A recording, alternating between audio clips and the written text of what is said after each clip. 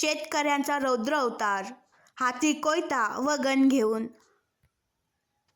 कष्टाने पिकवलेल्या सोयाबीनला मिळालेल्या कमी भावाने संतप्त झालेल्या शेतकऱ्याने आज खामगावात स्वतःसह सर्व शेतकऱ्यांचा आक्रोश व्यक्त केला.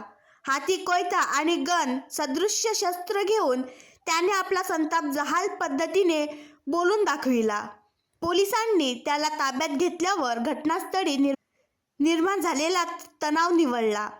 खामगाव कृषी उत्पन्न समितीत सोयाबीनला कमी भाव मिळाल्याने या शेतकऱ्याने रौद्रावतार धारण केले. सोयाबीन खाली सांडून देणाऱ्या या शेतकऱ्याने अंगावरील शर्ट भिरकावून दिला.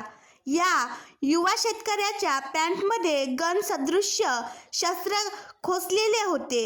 हाती धारदार कोयता व नंतर गन घेऊन त्याने शासनाचा निषेध केला.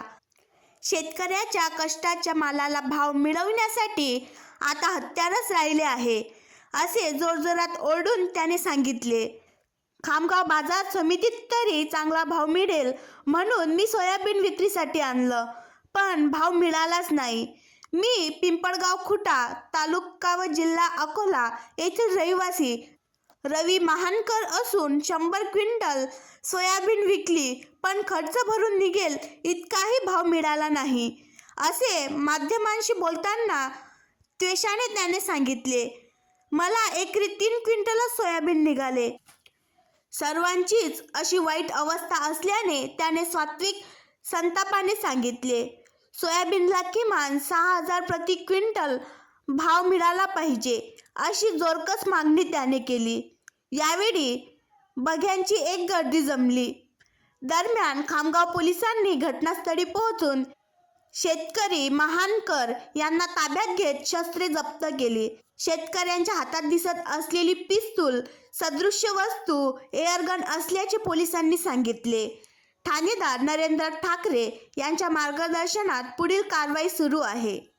कोणाला 50 किलो होते, कोणाला 30 किलो होते, तर कोणाला 10 किलो होत नाही. आपण कुठे आहे प्रॉपर? पिंपळखुटा. नाव काय आपलं? रवी महानकर. आता हे राहणार पिंपळखुटा तालुका जिल्हा अकोला. आता इथं आपण सोयाबीन आणलेली आहे. हो, सोयाबीन आणलेली आहे. 100 क्विंटल सोयाबीन विकली सर मी. 30 एकरामधली एका एकरात 3 क्विंटल सोयाबीन झाली. कशी बराबरी होणार? आता हत्यार राहिलं, दुसरं काहीच नाही. पाटील, तुमची मागणी काय आहे? भाव मिळाला पाहिजे. भाव जास्त अपेक्षा नाही आहे. 6,000 जास्त आहे का? जास्त नाही. बोला ना. नाही, बरोबर आहे. जास्त नाही भाव. जास्त नाही आहे. पोलीस कर्मचारी आहेत, पोलीस कर्मचारी आहेत, सर्व पोलीस कर्मचारी आहेत.